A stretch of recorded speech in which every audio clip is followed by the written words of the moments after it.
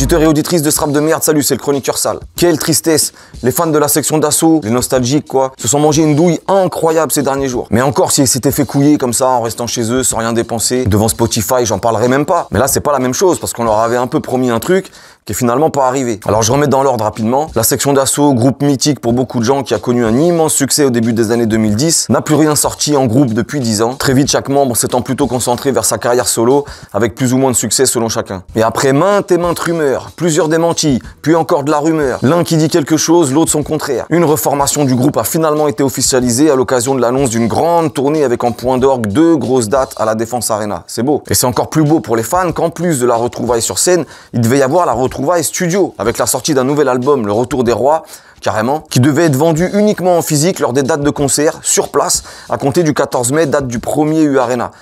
Bon déjà c'était bizarre, mais franchement, pour un fan ou un nostalgique des auteurs de casquettes à l'envers, il y a de quoi être hypé de fou. Je vais voir le retour de Méga sur scène, en plus je suis privilégié, je repars avec le Graal, l'album en CD même pas dispo sur les plateformes. Seulement voilà, la douille dont je vous parlais arrive le jour J, pas de Graal, pas de nouvel album, repoussé à une date ultérieure.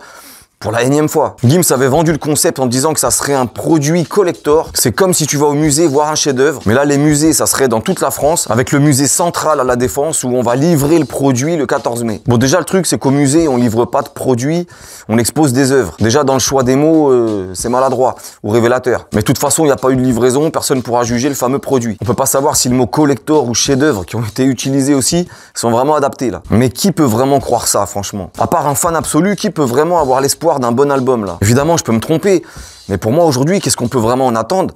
Rien. Avec tout le respect que j'ai pour eux, d'une certaine manière ils ont fait du bien au rap français quand ils sont arrivés, en remettant en avant le concept de groupe qui s'était un peu perdu, où chacun avait son délire, un rap plutôt technique, la recherche de la rime, du flow, l'amour du freestyle, rapper dehors, dans les transports, etc. Il y avait un truc très hip-hop dans leur démarche pour faire l'ancien, un peu comme avec l'entourage au même moment, qui s'était un peu perdu sur la durée dans les années 2000, donc ils ont relancé la machine. Mais là, 10-15 ans après, entre un Lefa qui tient la baraque, c'est vrai, fidèle à lui-même, toujours bon, mais un Maître Gims complètement hors sol, devenu le ténor préféré de TF1 et de ton petit frère. Baraka Adama, qui sort régulièrement des projets, loin d'être mauvais, mais qui marque peu, mais surtout qui s'épanouit très bien dans son rôle de producteur. Black M,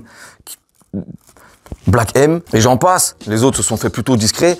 Ben, j'ai l'impression que le truc a aucun sens. Et ça se voit, ils sont pas tous motivés en plus. En vrai, c'est comme si t'as fait des conneries, les 400 coups avec des potes d'enfance, d'adolescence, et que des années plus tard, tu veux remonter un braco avec eux. Mais sauf qu'entre temps, bon, t'en as un, il tient toujours les murs de la cité, un autre, il a fait fortune dans l'informatique, un autre qui est devenu boulanger, et le dernier qui a une jambe de bois. T'es mal à la gueule de l'équipe, toi, faut avoir la foi quand même. Chacun a fait son parcours, son délire, c'est compliqué. Mais j'espère, pour ceux qui l'attendent, qu'ils arriveront à retrouver une alchimie, un truc cohérent et efficace comme ils ont su le faire à un moment, et surtout que ça arrivera rapidement, parce que là, je suppose que ça a fait des gros déçus quand même. Je sais pas à combien était le prix des places, mais les mauvaises langues pourraient dire que l'album en exclut, c'est un argument supplémentaire pour se la prendre même si elle était chère. Et que de ce point de vue-là, il y a eu un petit foutage de gueule quand même. Force à tout le monde et à la semaine prochaine.